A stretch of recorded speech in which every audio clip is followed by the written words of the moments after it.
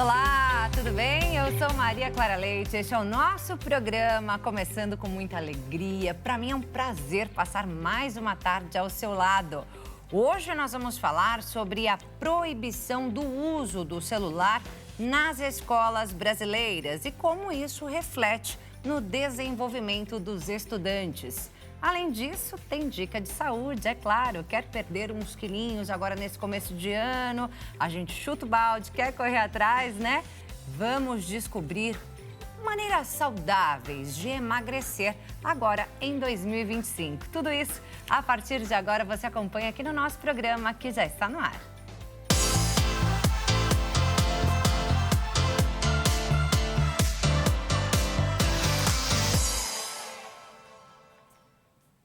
Seja muito bem-vindo ao nosso programa, uma ótima tarde para você e muito obrigada pela sua companhia.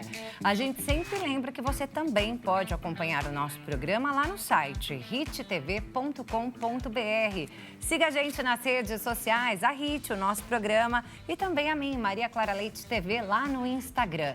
E é claro que eu já te convido a participar do nosso programa com as suas perguntas sobre os nossos temas do dia, entrando em contato lá pelo nosso WhatsApp, DDD 11, número 33375886, o número que aparece aí na sua tela.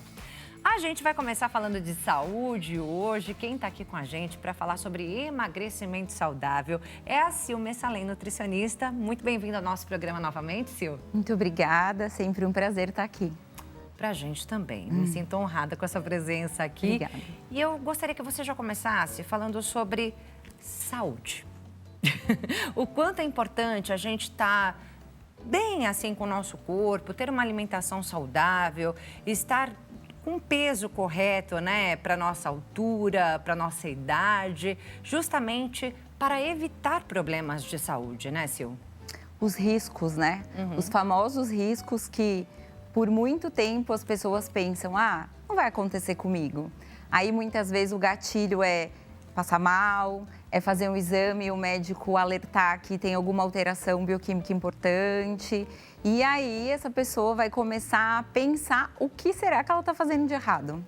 Porque muitas vezes, né, é muito mais fácil ter ali uma alimentação que é meio pronta, que você vai no mercado, você já compra produtos que, né, a gente fala que nem são alimentos, são produtos alimentícios, que estão parcialmente prontos ali só para você finalizar e consumir.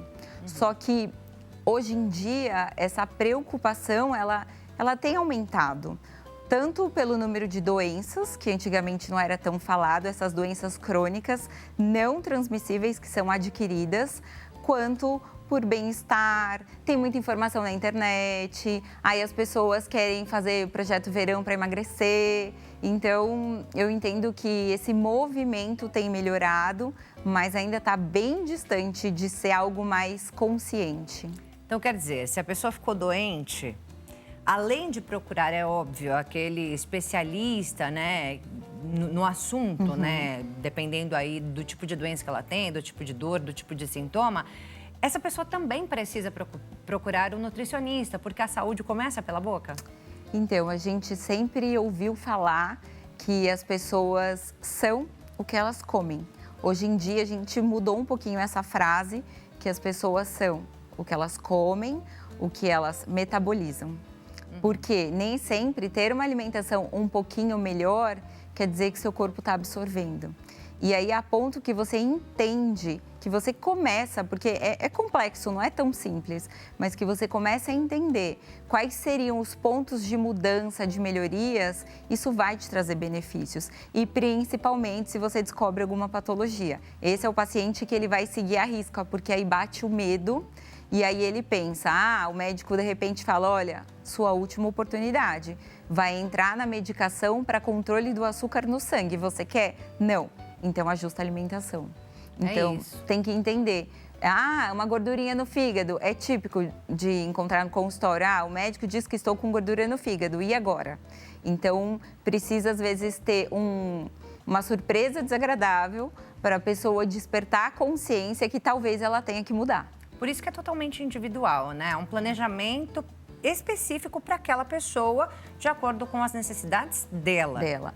Horários, preferências, aversões, quantidades. Então, fica às vezes, né? Eu já ouvi muito. A fulana passou em tal nutricionista, recebeu uma dieta e eu tô seguindo e não tá dando certo. Lógico, não vai dar certo. Não é pra você. Foi pensado em, quanto você precisa emagrecer? Qual é o seu gasto calórico diário? Porque tem isso também. Tem pessoas, às vezes, com o mesmo peso, aparentemente a composição parecida, mas com gastos muito diferentes. Tanto pelas atividades que essa pessoa desempenha, quanto por composição. Mais gordura, mais massa magra. Então, você tem que entender para quem você está prescrevendo essa dieta, essa reeducação alimentar.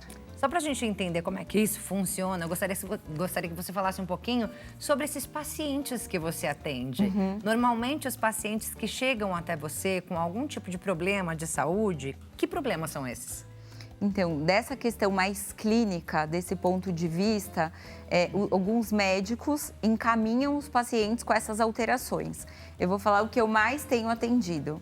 É alteração, o médico fala assim para o paciente que ele está pré-diabético, aí o desespero bate. Então, o que seria isso? Alguma alteração, ou na glicemia, que é o açúcar circulante, ou na insulina, que é a resposta que o corpo gera mediante ao açúcar circulante, ou na hemoglobina glicada, que mede os picos de açúcar.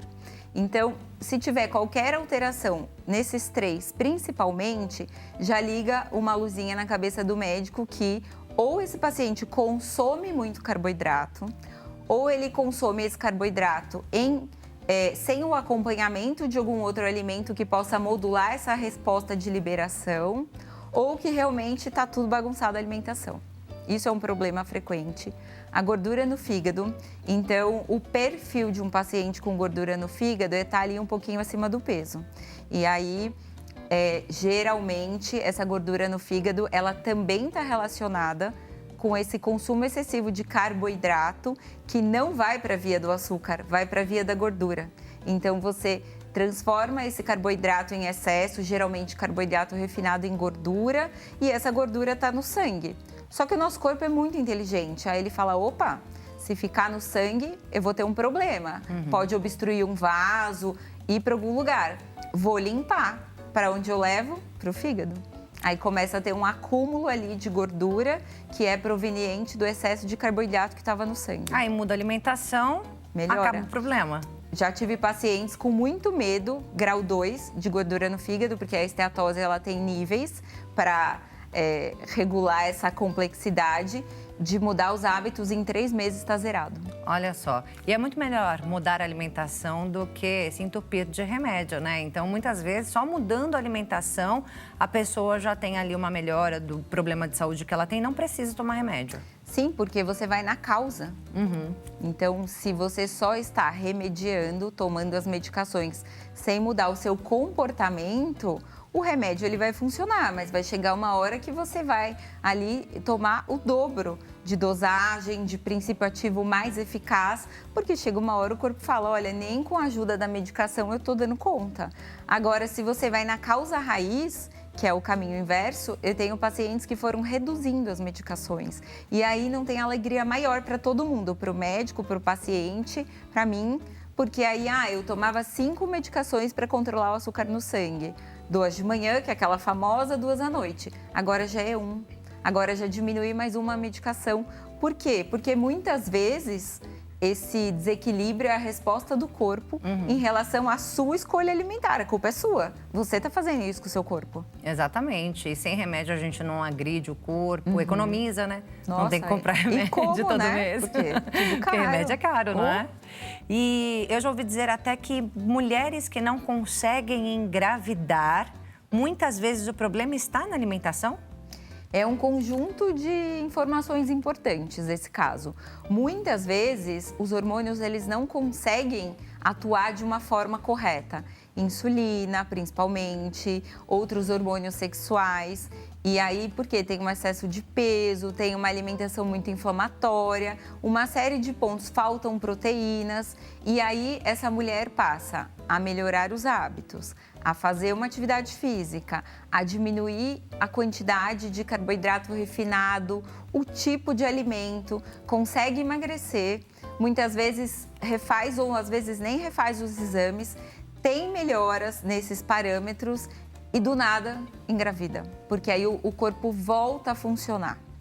Lógico que não é só essa causa, porque né, a gente tem vários pacientes com sempre diagnósticos. Precisa investigar, né? Exato, mas vários casos eu tive já algumas pacientes que a tentativa foi emagrecer com o foco na meta de engravidar e resolveu.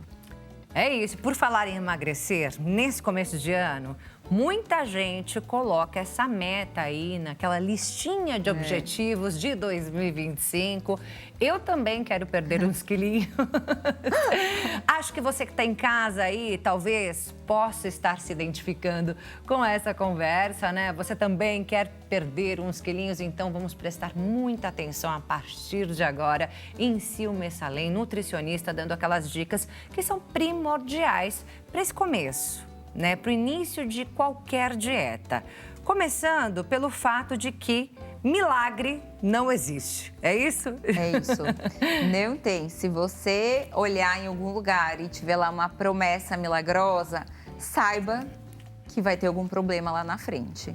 Porque se eu te vendo essa ideia de emagrecer 10 quilos em 15 dias, em um mês, que seja, sempre vai ser com uma dieta mais restritiva, que você a longo prazo não vai conseguir sustentar. E aí esse é o perigo. Tudo que é muito restritivo, a menos que seja um perfil de pessoa muito controlada, muito que consiga realmente seguir a risca, mas se essa pessoa ela não está acima do peso, provavelmente, você vai fazer e aí a hora que você cansar, você vai ter o efeito rebote. Porque seu corpo não entendeu o que aconteceu de tanta restrição e outra, você quer consumir o que você não comeu. Ou seja, toda dieta muito milagrosa, com restrições drásticas, elas geram uma compulsão e o efeito rebote de peso. E isso é comprovado, não é da minha cabeça. E aí, nesse caso, a pessoa pode engordar mais do que perdeu, é isso? Isso, porque ela inibiu muitas vezes muitos hormônios, porque nem sempre é só a dieta maluca. Você precisa da medicação para que você consiga seguir aquela restrição calórica. E aí, quando você desiste ou para por alguma razão, os seus hormônios não está muito claro o que houve. E aí você começa a ter vontade, às vezes, de coisas que você nem gostava. Portanto, tenham medo, se informem sobre dietas milagrosas, porque com certeza algum efeito colateral vai ter. Muito negativo, né? Muito negativo. E o negócio, então, é não restringir, mas reeducar. É o que todo mundo fala, né? Mudar a cabeça primeiro. Porque, né, como uma pessoa que quer ter um resultado em 2025 diferente, como ela vai ter se ela não mudar o comportamento?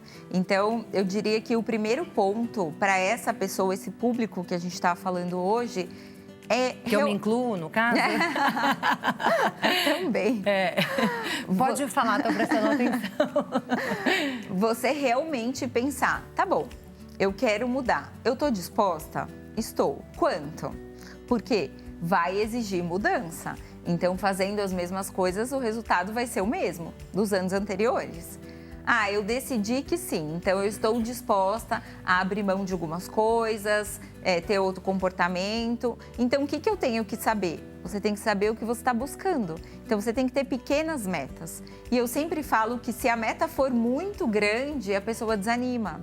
Então, eu sempre brinco que os meus pacientes que já eliminaram 20, 30, 50 quilos, porque eu tenho 2 pacientes que eliminaram 50 quilos em um período de 1 ano e pouquinho. Super resultado, hein? Elas começaram com 1 quilo, com 2, com 3, porque às vezes eu atendo pacientes que falam, tô desapontado, emagreci só 3. Aí eu falo, mas peraí, quem emagrece 3, emagrece 5, emagrece 6, para chegar na meta. Isso o quê? Em um mês? Então, vai depender muito da dedicação da pessoa e do que ela já faz para que a gente consiga entender aonde intervir para melhorar. Então, você decidiu mudar, você traçou essas pequenas metas, que de repente pode ser, sou 100% sedentário. Eu vou começar a fazer uma academia? Agora não, mas eu consigo descer 2 pontos antes na estação de metrô e ir andando, porque eu não faço nada de gasto calórico. Não, eu tenho uma academia no prédio, não gosto muito, mas eu me proponho a ir 3 vezes na semana. Então, tudo que for essa mudança vai começar a te impulsionar para ter resultados, para ter essa reeducação não só alimentar, mas mental, porque está na cabeça. E não por um período, né, Sil? Exato. Por isso que precisam ser pequenas metas. Se essas pequenas metas forem bem inseridas e você perceber resultado, qualidade de vida, bem-estar, você não vai parar, você vai continuar. Porque aí vai fazer sentido entender quais eram os erros de antigamente, entendeu? Além desses, tem outros erros comuns aí que as pessoas cometem na hora que começam a fazer alguma dieta? Então, vou falar as coisas que eu mais percebo no consultório em relação a talvez falta de informação. O nosso consumo alimentar, ele é composto por carboidratos, proteínas e gorduras. E aí, o que acontece? Talvez por uma falta de informação, de entendimento, esse consumo proteico costuma ser muito baixo. Então, a pessoa come proteína almoço e jantar e acha que tá bom. E aí, significa o quê? Que nas suas outras refeições, você só tá comendo ou carbo ou gordura. E isso, se não tiver o gasto desse consumo, vai te levar a um estoque. Então, a gente precisa ajustar esse consumo de principalmente proteínas. Todo mundo precisaria consumir uma proteína no café da manhã, seja ela de fonte vegetal ou animal, um ovo, um grão de bico ali batidinho em forma de pasta, algo que caiba na sua rotina, no seu bolso e na sua preferência. Mas eu posso tomar um leite de manhã que tem proteína, posso tomar um iogurte, posso comprar um whey que está na moda, mas precisa melhorar. Porque quando a pessoa tem uma dieta, uma alimentação, um hábito só de carboidrato de manhã, um pãozinho com manteiga, o que você faz? Você não tem saciedade, você tem fome rápido e lembra que eu falei a resposta dos hormônios. Esse pãozinho, ele entra assim no seu sangue muito rápido, gera picos e passa um período curto de tempo, você fala, nossa, tô com fome de novo. Então, essa questão de começar a entender o que seria um aporte proteico mais adequado, isso faz toda a diferença. Por quê? Uma coisa que essa semana aconteceu muito das minhas pacientes dessa semana. Picos de fome. Então, eu brinco que a pessoa, à noite, que chega com aquela fome, ela não é a mesma pessoa que estava ali na hora do almoço. Então, geralmente, se o seu problema é à noite, é porque a sua tarde... É à noite. Doutor, é à noite. Aí eu vou te perguntar, o que você come à tarde? Entendeu? Porque muita gente fala, belisco qualquer coisa ou não como nada porque estou trabalhando, reunião, não consigo comer nada. Tudo bem? Só que aí a hora que você sai do trabalho, relaxa e chega em casa, é o horário do seu pico de fome. Então, você não tem critério de escolha. Você quer uma comida rápida. Exatamente. E pela nossa rotina, muitas vezes não tem comida pronta. E aí, o que as pessoas recorrem? Ao delivery. Sim. Mas ainda que alguns conseguem manter uma boa escolha, mas a maioria não. Porque aí você quer uma comida que te compense, hiper palatável, saborosa, que você fale, nossa, resolveu o meu dia. Então, muitas vezes, quando o problema está à noite, a questão não é à noite, é à tarde. À tarde você tem que se preparar ali para não ter fome à noite. Essa é a ideia. Porque pensa assim, dificilmente depois que uma pessoa efetuou o jantar, ela vai gastar muito mais calorias. Então, dependendo da densidade do jantar e do volume, você só vai estocar. E aí a pessoa fala assim, eu nem como muito, mas eu não emagreço. Tá bom? Então, será que o problema não está na refeição? Porque o ponto, eu nem sou contra você consumir um alimento talvez um pouco mais calórico à noite. O ponto é o volume. Então, eu peço uma pizza e como 6 pedaços, e como a pizza inteira, e como 4 pedaços. Mas você é uma mulher de 1,5 m, não é para comer 4 pedaços. Porque se você não gastar essa energia, ela vai estocar. É um mecanismo ali do corpo. E é o que você quer? Não, mas você pode comer um pedaço da pizza. Um pedaço, dependendo ali, não vai te causar um prejuízo. Só que essa relação de escolha alimentar e de volume, ela é muito importante para a noite. É isso. Vamos dar, então, algumas dicas de alimentos, né, que podem ser inseridos aí ao longo de todo o dia, para quem está nos assistindo, também para mim. Não, aqui no nosso programa a gente sempre recebe as nutricionistas, né? Então a gente vai tentando incorporar aí algumas coisas no nosso dia a dia, né? Mas é sempre bom a gente relembrar e trazer novamente essas dicas, né, para quem nos acompanha. Você falou que é importante ter pelo menos uma proteína em cada refeição.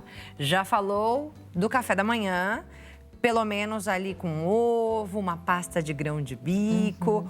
O leite ali divide opiniões, né? Já ouvi algumas nutris falando, não, leite é bacana, e outras falando, não, leite inflama o intestino. É assim, né? No meu ponto de vista, é muito complicado você pegar um alimento isolado e falar que para todo mundo o padrão vai inflamar. Às vezes você tem um paciente que ele já tem um problema de base intestinal. Então, para esse paciente, realmente vai piorar. Mas você tem um paciente que ele já toma leite, que ele não tem nenhuma queixa de desconforto, de flatulência, de nada. Só que talvez a qualidade do leite seja muito ruim. Talvez seja um leite lá integral cheio de gordura, mas ele já é uma pessoa que tem que baixar a gordura do sangue, porque o colesterol, o LDL está um pouquinho alto. Então, ajustar, se essa pessoa tiver condições, o tipo do leite. Porque... Entre leite de caixinha e leite em pó, tem diferença? Bem pouco. Talvez um leite fresco seria uma opção melhor. Porque aí a validade dele, toda a forma do que é adicionado é muito diferente. Mas aí tem a questão de valor e do período que ele estraga, justamente porque ele é fresco. E aí, então, tudo negociável, porque o leite, ele é um alimento muito completo. E aí você tem que entender para quem você está prescrevendo. Uma pessoa que não tem problema ou uma pessoa que já tem queixas, que a lactose não vai cair bem, vai causar um desconforto. Porque se é um paciente que já está no hábito dele e aí você vai lá e retira, é um problema. É um problema para mim. Então, eu gosto muito de leite. Então, lá em casa tem o de caixinha, tem um em pó que vem ali escrito no rótulo que tem um monte de vitaminas e etc e tal. E a gente fica nessa dúvida, né? Será que se eu tomar um em pó é melhor? Muitas vezes... Se for cheio de vitamina, pode ser mentira. Não mentira, mas talvez assim, ele não vai fazer uma grande diferença em relação ao seu de caixinha. Hoje já existem marcas que estão investindo em fazer um leite com mais proteína. E isso é bem interessante para quem já toma leite. Porque aí tem algumas marcas com 12, 14 gramas na porção. Então, só para você ter um comparativo, se você tomar essa dose de leite de 14 gramas na porção, seriam 2 ovos, aí você não precisa comer o ovo. Então, a gente tem, assim, alternativas que vão ajudar a enriquecer essa refeição. Para quê? Para você ter um bom período da manhã. Nem todo mundo precisa fazer lanche da manhã. Você tem fome? Quais são os horários de café da manhã e almoço? Então, nem todo mundo vai precisar, mas eu tomo café muito cedo, porque eu trabalho longe, eu deixo meu filho na escola, dá 10h30, eu estou morrendo de fome. Essa pessoa vai ter que fazer um lanche. E aí, de preferência, não um lanche só de carboidrato. Mas eu tenho só uma fruta. Mas dá para ser uma fruta com uma fibra? Uma linhaça, uma chia, que vai te dar saciedade, que vai fazer com que essa fruta demore um pouco mais para ser digerida no seu corpo. Ou até com iogurte? É isso que eu ia falar. Um iogurte, porque aí, mesmo o iogurte simples, ele vai ter ali pelo menos os seus 4, 5 gramas de proteína, que já ajuda na nossa conta. Para quê? Para chegar no almoço e você tá bem. Porque tem uma diferença de quem leva o almoço e você tá com fome, só que você só tem aquela comida, e de quem vai no quilo. E aí você come por gula, por fome. E aí você monta um pratão que sai caro, aí você fala, vou comer tudo isso. porque eu já peguei, já paguei, eu vou comer. Então, sempre que for possível criar essa mentalidade, essa mudança de mindset, de não posso, me conheço, não posso deixar ter picos de fome, isso vai te possibilitar estar mais calmo e ter critério de escolha na hora de ali fazer aquele seu prato em um lugar que você tem uma oferta grande. E aí a gente sempre fala, olhar o que tem. Porque as pessoas já vão se servindo, isso eu gosto, isso eu quero, isso eu gosto também. Mas se você pelo menos faz um raio-x do que tem e do que te agrada mais e de como você está de fome, você consegue fazer um prato mais equilibrado, seu prato não dá tão caro e você não corre o risco de exagerar naquele consumo de alimentos daquela hora. Porque aí o que acontece? As pessoas voltam para almoçar com aquela preguiça da tarde, com aquele estômago cheio, tô morrendo de sono. Por quê? Porque o volume de alimentos foi muito grande. Exatamente. E a mesma coisa vale para o lanche da tarde? Sim. Também é importante, se precisar desse lanche da tarde, incluir ali uma proteína? Uma proteína e se der uma fibra. Mas eu não tenho nada que seja muito caro para levar, não vou tomar whey protein. Tá bom, faz um lanchinho. Sobrou um frango do jantar de ontem. Pica esse frango, põe lá alface, tomate, frango e, se possível, um pão com mais fibra, um pão integral.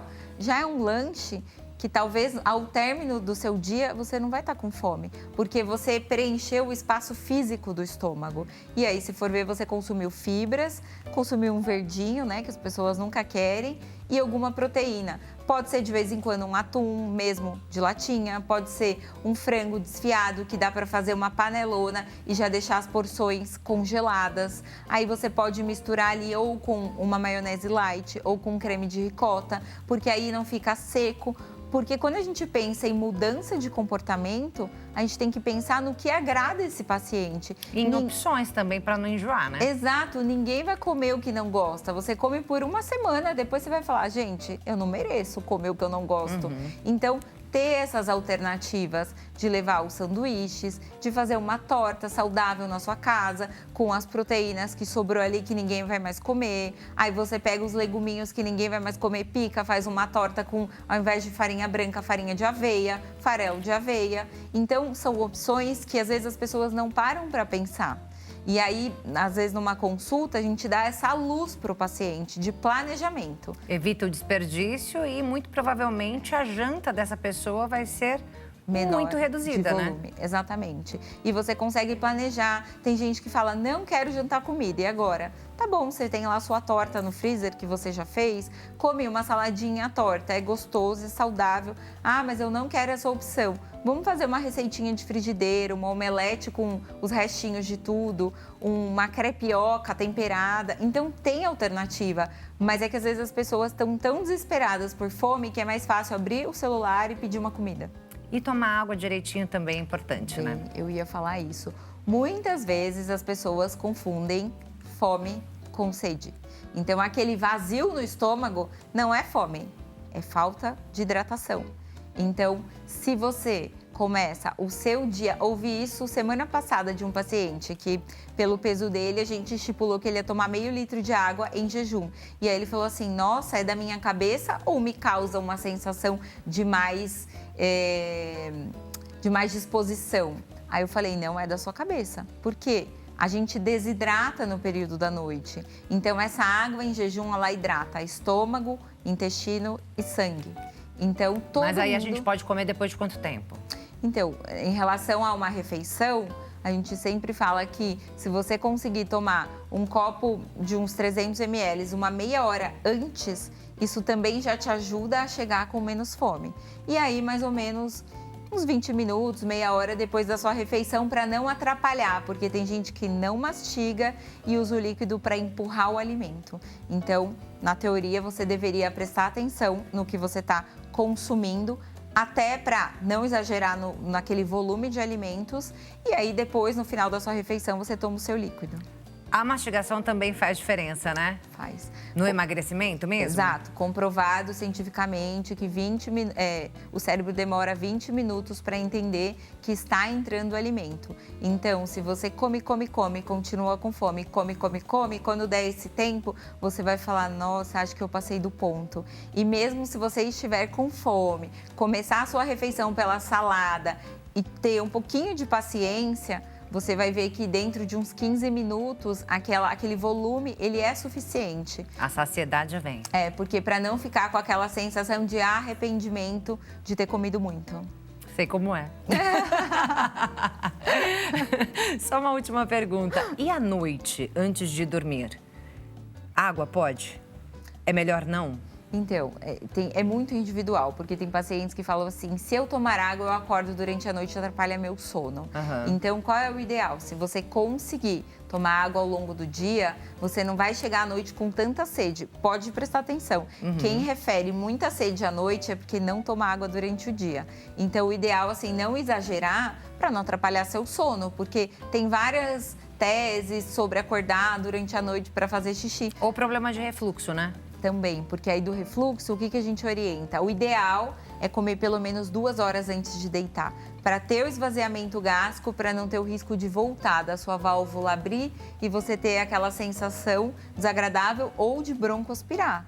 Atendi recentemente a paciente que foi encaminhada da pneumo porque ela broncoaspirou durante a noite porque foi pro lado errado. Então, é muito sério. Quem tem o risco do refluxo precisa se policiar, se organizar para jantar cedo e até líquido, para tomar cedo, para não ter esse risco. Porque nem todo mundo consegue dormir com o decúbito mais alto. Tem gente que fala, me atrapalha o sono, dói minhas costas, vou dormir normal.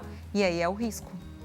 É isso aí, gente. Se policiar, mudar a cabeça, mudar os hábitos e transformar tudo isso em rotina. Aos poucos, sem pressa, sem pressão, entender o que está fazendo, porque aí você não vai largar, porque você vai perceber que é mais benefício do que trabalho, mas tem que ser aos poucos. É isso, e apostar no gasto calórico.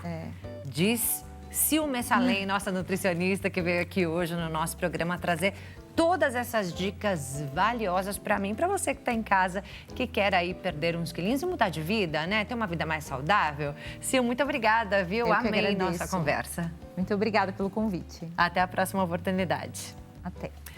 Bem, a gente segue agora para um breve intervalo, mas já a gente volta com muito mais aqui no nosso programa. Teremos um bate-papo sobre a proibição do uso do celular nas escolas e de que forma isso vai afetar aí ou transformar o desenvolvimento dos estudantes. Não sai daí não, hein? A gente já volta. Obrigada!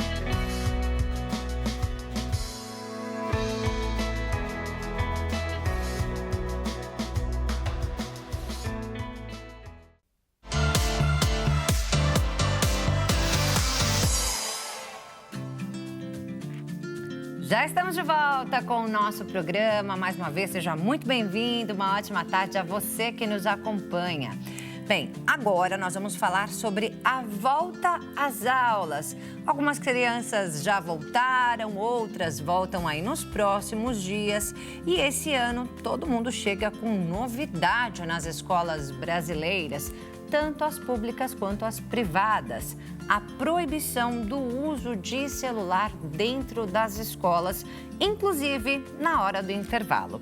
Quais será que são os benefícios dessa lei para os estudantes, hein? Quem vai falar sobre isso é o Ednilton Santa Rosa, psicólogo aqui com a gente. Obrigada pela sua participação. Seja muito bem-vindo mais uma vez. Eu que agradeço o convite. Ednilton, a gente tem muito bate-papo, né, sobre esse tema. É polêmico, mas eu acredito que a maioria das pessoas vê aí essa necessidade realmente, né? Vê que é uma lei que vai trazer benefícios aos estudantes. Mas só para a gente entender um pouquinho melhor do assunto, a gente tem uma reportagem que traz os detalhes da lei. Então a gente vai ver essa reportagem agora. Ela é do Joenison Santos, do Rio de Janeiro. O início do ano letivo traz uma mudança significativa para as escolas de todo o Brasil. A proibição do uso de celulares em sala de aula, intervalos e atividades extracurriculares. A medida sancionada pelo presidente Lula é válida para todas as etapas da educação básica, da educação infantil ao ensino médio. A decisão foi amplamente apoiada no Congresso, com base em estudos que apontam o impacto negativo do uso excessivo de celulares no desempenho acadêmico e no desenvolvimento socioemocional dos alunos. Dados indicam que 80% dos estudantes brasileiros relatam distrações causadas pelo uso de dispositivo durante as aulas, um índice muito superior ao de países como Japão e Coreia do Sul. Além disso, especialistas relacionam o consumo exacerbado de redes sociais a problemas de saúde mental, como ansiedade e depressão. Estados e municípios que já haviam implementado medidas semelhantes precisarão ajustar suas legislações para atender à nova regra nacional. A lei permite exceções específicas, como o uso de celulares para fins pedagógicos, acessibilidade para alunos com deficiência, condições de saúde e emergenciais.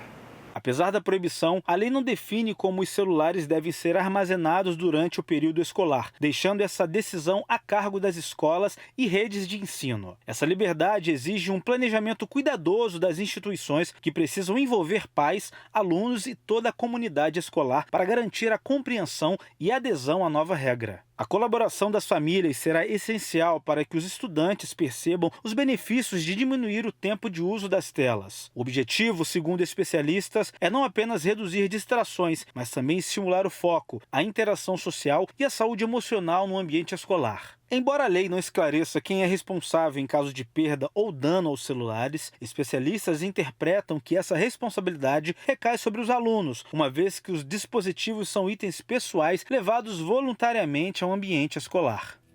É isso aí. Bem, a informação é que as escolas precisam disponibilizar um local seguro para guardar o celular, assim como precisam também disponibilizar canais de comunicação para as famílias, né?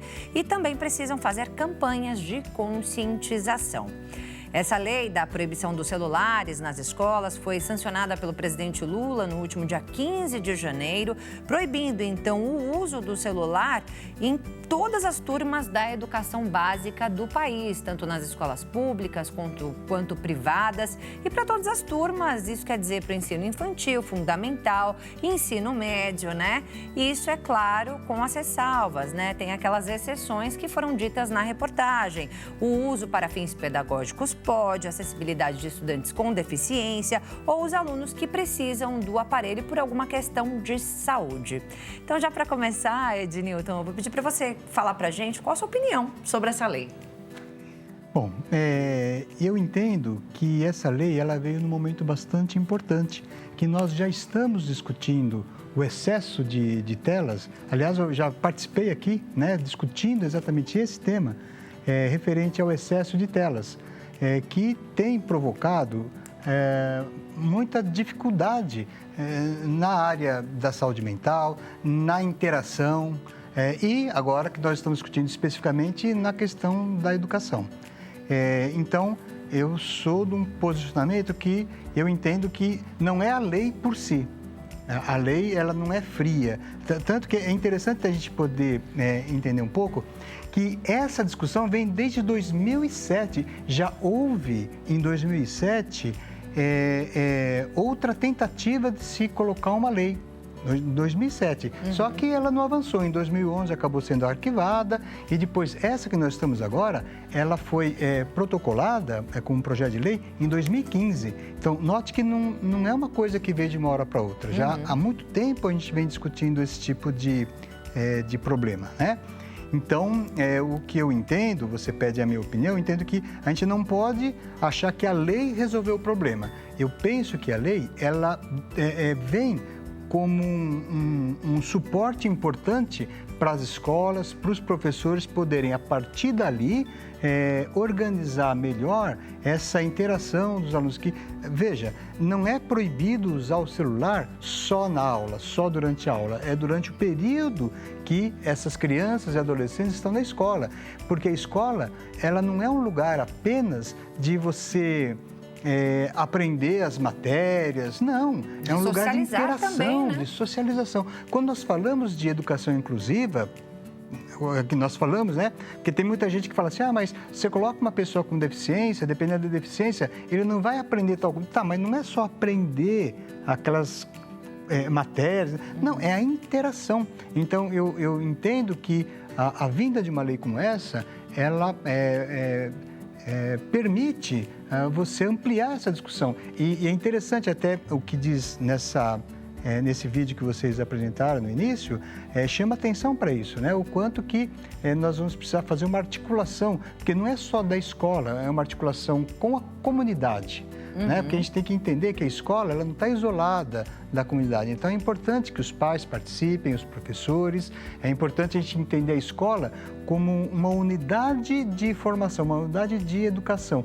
E não é só vetar ali o uso do celular, mas fazer campanhas de conscientização. Isso, perfeito, perfeito. Porque tem uma coisa que eu penso que aí a psicologia ajuda bastante a gente poder entender essa questão. Porque passa pela cabeça muitas vezes, fala assim, mas isso aí é porque o pai dá o celular para a criança, porque, claro, a criança de 6, 7 anos, 8 anos, não tem como adquirir qualquer coisa que não seja dada pela família. Sim. Então, a gente tem que entender também o que faz um pai fornecer um objeto como esse para a criança, porque ele também tem na concepção dele que isso é importante para a criança. Na maneira dele entender, isso é importante, né? Porque o nosso pensamento, ele não fica preso na cabeça, ele tem articulação com tudo. Então, dependendo de como determinadas ideias são colocadas na sociedade, essas ideias, elas são absorvidas pelas pessoas. E quando você tem um pai entregando um aparelho de celular para uma criança, você tem que entender que isso faz parte daquele momento que a sociedade está vivendo. E isso me deixa bastante preocupado, porque antigamente, né, as pessoas iam viajar e você tinha uma dificuldade incrível, porque as crianças ficavam brigando. Hoje não, hoje vai tudo quieto, né? Mas parece que está tudo anestesiado, porque cada uma vai com o seu celular, assistindo vídeo, enfim, né?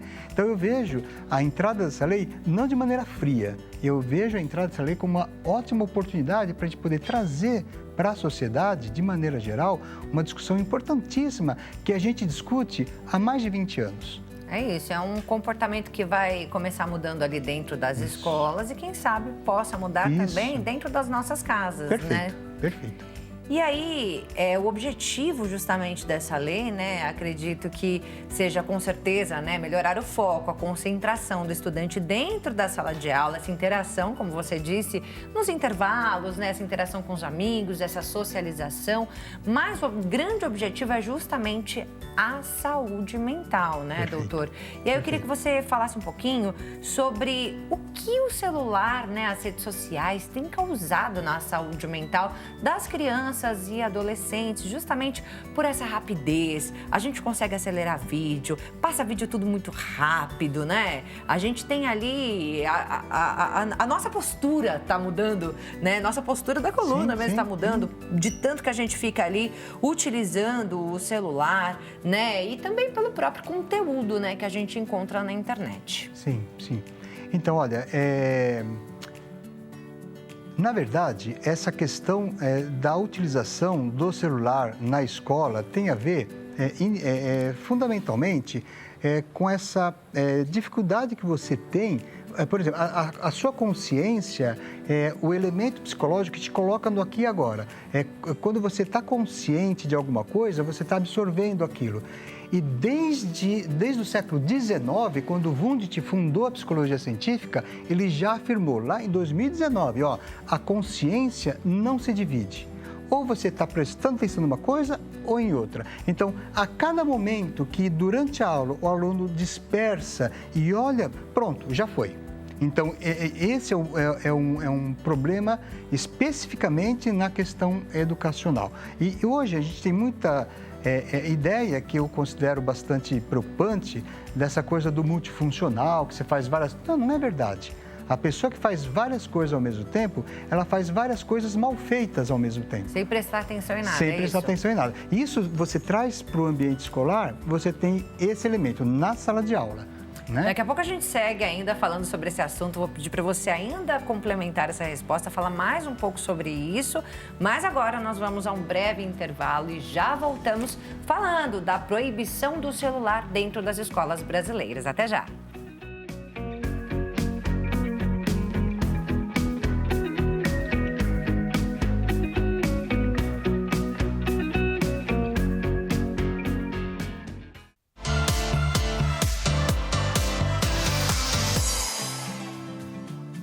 E o nosso programa já está de volta. Boa tarde a você que está chegando agora aqui com a gente. Obrigada pela companhia, viu?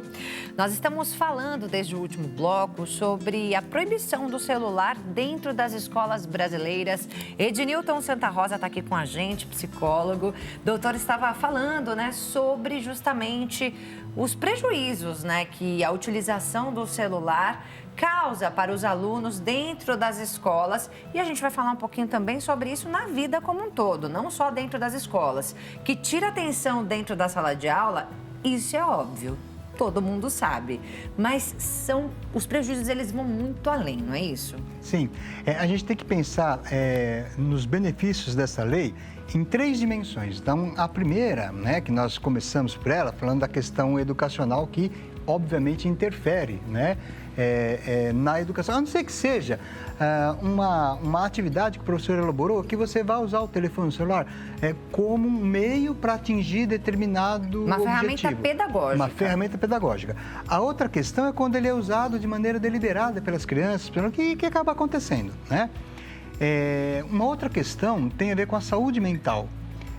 Porque a gente tem notado um aumento bastante considerável de casos de depressão, de casos de ansiedade e perda de sono, né? de crianças que estão muito vinculadas à utilização do telefone celular. E da interação, que essas coisas elas se integram, né? Quando você fala da interação da criança no recreio, por exemplo, que o que eu achei muito bacana da lei foi isso, né? Olha, o recreio também. Por quê? Porque, como eu havia dito, a escola como um todo é uma unidade de formação, de educação.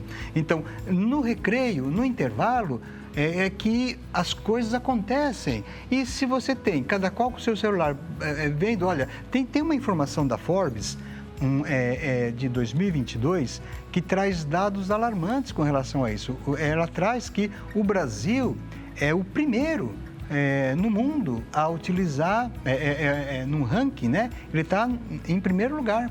Então, cerca de 96% dos jovens e crianças que foram perguntados a respeito do uso, dizem que usam o celular. É muita coisa.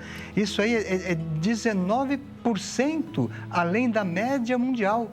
Então, você tem 19% além da média mundial de crianças e adolescentes utilizando celulares, né? E você viu na reportagem, né, que o repórter disse que 80%, revelou ali, né, trouxe uma pesquisa que mostra que 80% dos estudantes brasileiros dizem que perdem a atenção por causa do celular dentro da sala de aula. Isso quer dizer que a maioria usa. Sim, claro, com certeza. Né? E você quer ver um dado mais importante ainda, né?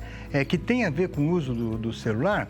Na mesma medida em que você tem o Brasil sendo o país que tem mais crianças e adolescentes utilizando, o Brasil também, de acordo com esse levantamento da Forbes, o Brasil também, em comparação com os outros países, está em primeiro lugar com os pais preocupados com isso. Olha que coisa contraditória. É o país que você tem. Significa o quê, Clara? Significa que os pais não estão... Eles sabem que não deve, mas não conseguem tirar isso da criança, do adolescente. Eles sabem, foram eles que dão, são eles que entregam.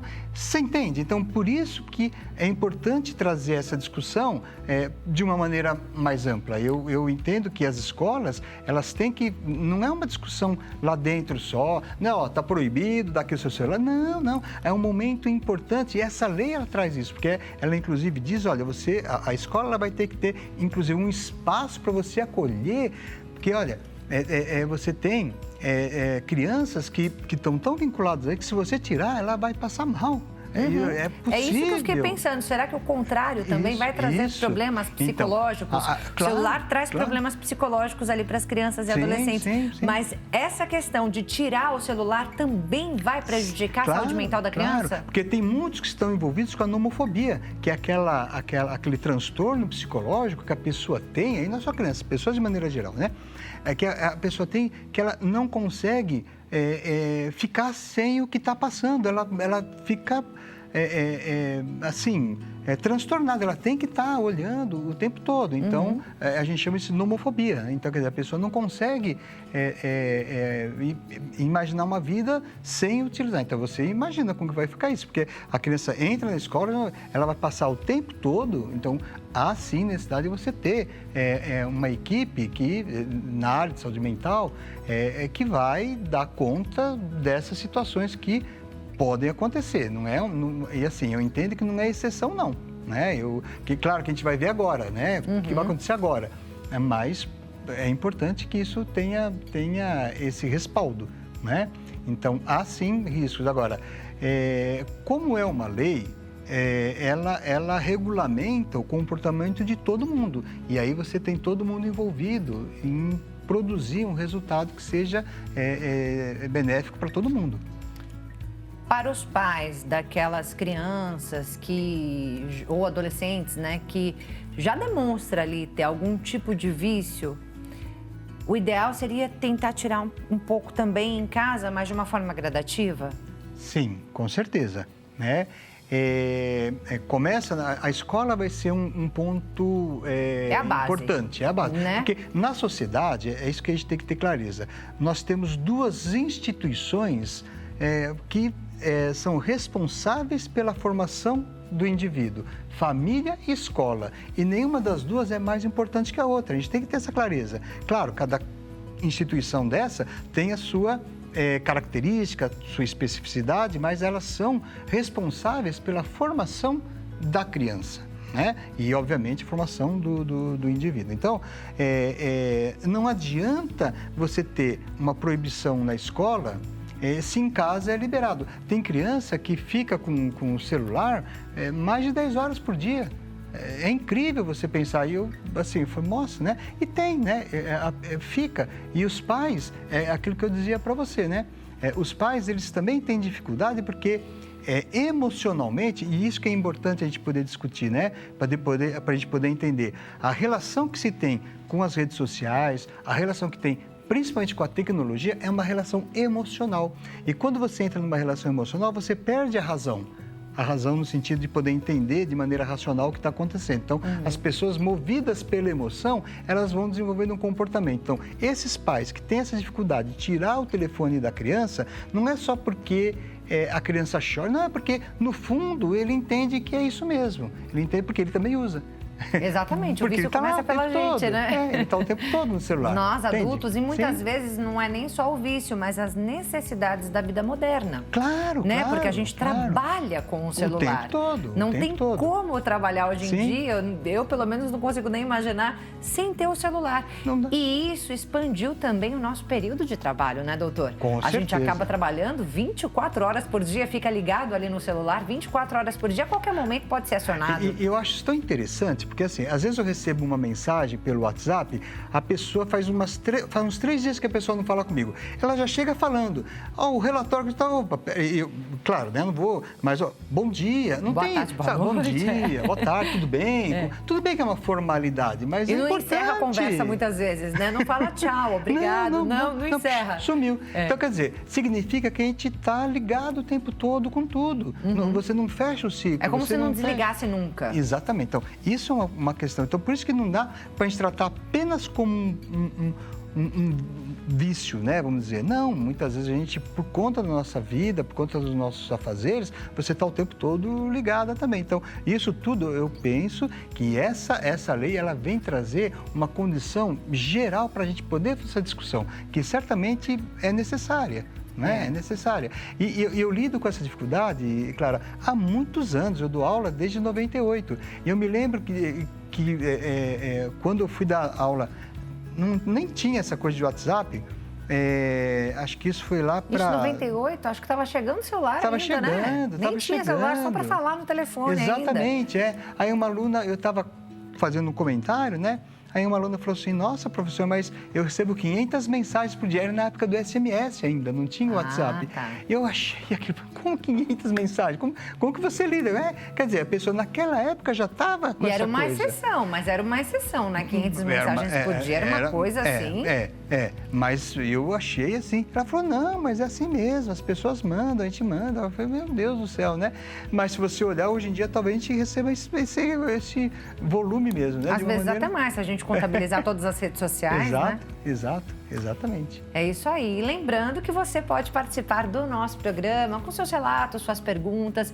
Envie uma mensagem pra gente no DDD 11, número 3337-5886. A gente também usa a rede social, né? Com certeza. Mas nesse caso aqui é justamente para você tirar as suas dúvidas, né? Sobre esse tema tão importante que a gente está abordando aqui. Sabe, eu acho que a questão é de não demonizar a tecnologia, não demonizar as redes sociais, que elas são importantes. Só veja, na época da pandemia, se não fosse por conta da tecnologia, a gente teria parado uma série de atividades. E elas são importantes, mas a gente tem que usar tudo de maneira comedida, né? Mas a maior parte das coisas tem dois lados, né? Com certeza. É isso. Doutor, só para a gente entender, né? Você tem percebido nos consultórios, né, um aumento do número de pacientes, crianças e adolescentes, chegando com problemas de saúde mental justamente devido ao uso excessivo do celular? Com certeza. Quando a gente recebe criança, adolescente, a gente faz, né, uma anamnese, e nessa anamnese, nas perguntas, a gente vai perguntar como que é o dia a dia da criança, o que ela faz. Com certeza vem, assim, o celular está sempre presente, né? Então isso mostra, e aí você vê, né? E tem aparecido coisas no consultório que eu atendo há 30 anos, né? E nunca teve uma presença tão grande de crianças, adolescentes com esses sintomas. Ansiedade e depressão. Isso tem aumentado muito nos tempos para cá. Acho que principalmente as redes sociais distorce ali a realidade, a imagem, a identidade. Claro, e ajuda a pessoa a construir mentalmente a ideia de mundo e dela própria. Então, ela tem aquilo que ela vê nas redes sociais, passa a significar a verdade. E aquilo que foge daquilo que está na rede social não é verdade. Então, as redes sociais têm esse problema, né? E uma criança envolvida com esse tipo de produto, ela não tem condições de saber o que é bom. Então, a rede social tem discurso de ódio, na rede social você tem pornografia, na rede social você tem pedofilia, os criminosos, né? Sim, e a criança está exposta a isso. Quer dizer, e é tão fácil entrar nessas redes, Sim. Você entende? Então, é um cuidado que os pais eles devem tomar de maneira redobrada. Então, claro, quando chega para o consultório, a primeira coisa que eu faço é fazer essa orientação. E é interessante, sabe, Clara, que tem uma parte muito grande dos pais que eles olham e eles escutam de uma maneira assim, nossa, não tinha percebido por esse lado, nossa, não dá. E é isso, né? Claro. E às vezes, sabe, tem uma coisa, começa com uma coisa pequena, porque antigamente as mães, para poder trabalhar com as coisas, colocavam a criança assistindo televisão. Hoje é o celular. O celular, né? Então tem a questão do dia a dia também. Exatamente, entende? da correria, né, da correria, nossa vida. Exatamente. Mas um dos critérios ali do tratamento, além da terapia, é claro, seria reduzir o uso do celular? Sim, com certeza. Nesses casos? Com certeza. Você não pode tirar de uma vez, né? Você vai reduzindo mesmo. Gradativamente, tá? E, claro, não é só reduzir, você tem que substituir por outro tipo de atividade. Você tira uma coisa e você vai substituindo. Então, você tem... E é importante você criar uma regra geral em casa. Então, o que funciona de maneira legal é você criar na casa espaços livres, espaços de desconexão. Então, por exemplo, na sala onde a gente janta, onde a gente almoça, não pode se conectar, não tem. Então, entra aqui, ninguém com telefone. E o problema, porque às vezes o pai e a mãe estão lá com o telefone durante o almoço, e muitas vezes trabalhando. Isso, e muitas vezes trabalhando. Então, por isso que essa lei ajuda a fazer essa discussão de maneira ampliada, né? Mas você tem que ter, né? Você tem que dar um jeito de ter áreas de desconexão na casa também, entende? Para a criança poder... na hora de dormir, por exemplo, você não pode, a criança, a pessoa de maneira geral, ela não pode ficar ligada nas redes sociais até tarde, desligar e dormir. Não, você tem que ter um sono mais tranquilo. E esse tipo de exposição, essa luz azul que vem das telas, isso causa muitos problemas para as pessoas. a própria coluna cervical, né? As pessoas, elas têm apresentado, crianças têm apresentado muito problema, porque fica, né? Horas e horas e horas ali naquela mesma posição. Horas e horas, né? Então, isso é uma situação bastante complicada, que necessita, sim, da gente poder pensar. E uma lei que vem regulamentar essas questões na escola, aquilo que eu tinha dito para você anteriormente, né? A escola e a família são instituições que estão aí responsáveis pela formação da criança. Então, você não pode achar, ó, na escola não pode, aqui pode, né? Não é assim, né? Então, é importante que se faça discussão de maneira integrada. E em casa também, olha, vamos dar continuidade, vamos pensar em outras atividades, agora não é hora do celular, vamos fazer uma outra coisa, enfim, né? Dar outras situações, né? Dar outras possibilidades para as crianças também. É isso aí, nem que seja para ajudar a mãe a arrumar a casa, fazer janta. Perfeito, não é? Engajar, você falou uma coisa importante, engajar a criança, né? Ainda que, dependendo da idade da criança, você colocar ela para te ajudar, dá mais trabalho, né? Porque ela Às vai vezes, não sim. tem problema, né? Você não Mas tem que é importante fazer. também, né? É importante, põe ela lá com a cadeirinha lá, né? Olha, vem cá, me ajuda, lava isso. É importante. E a criança, é incrível, a criança gosta. O adolescente depois não gosta mais, né? Com certeza. Já te deixa lá com a louça, né? Mas a criança gosta, se dá coisa para ela, vai lá, você tem certeza que ela vai gostar, ela vai curtir. Vai ser divertido e uma memória afetiva que fica, né? Sim, com certeza. Doutora, a gente tem um minutinho, Claro. só vou pedir para você, bem resumidamente, falar qual o momento de procurar ajuda. Momento de procurar ajuda é quando você perceber que a criança está o tempo todo ligada no celular. Não quer mais fazer Não nada. quer fazer mais nada. Procurar, porque é uma questão da família. Quando você perceber que na sua família todo mundo fica o tempo todo no celular, quando você percebe que todo mundo está compartilhando o jantar, o almoço com o celular, quando você perceber que o celular é o aparelho mais importante da sua vida, é o momento de você repensar isso.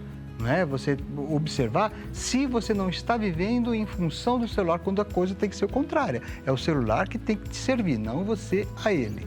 É isso aí. Bem, quer saber mais aí sobre o trabalho do Dr. Ednilton Santa Rosa, psicólogo, expert nesse assunto, né? Trata aí com crianças, adolescentes, jovens. Entre em contato, né? Dá uma olhadinha lá na rede social dele, a gente vai colocar aí na tela, @Ednilton Santa Rosa lá no Instagram, é isso? Isso mesmo. Muito obrigada mais uma vez pela sua participação aqui no nosso programa, foi muito esclarecedor. Eu que agradeço, é sempre uma grande satisfação estar aqui com você. Até a próxima, doutor. Muito obrigado. Bem, assim a gente encerra o nosso programa de hoje. A você que nos acompanhou, muito obrigada pela sua companhia. Eu desejo sempre que Deus abençoe o resto do seu dia. Muito obrigada por ter ficado com a gente. Muito obrigada pela sua audiência e pelo seu carinho. Beijo grande. Até a próxima. Tchau, tchau.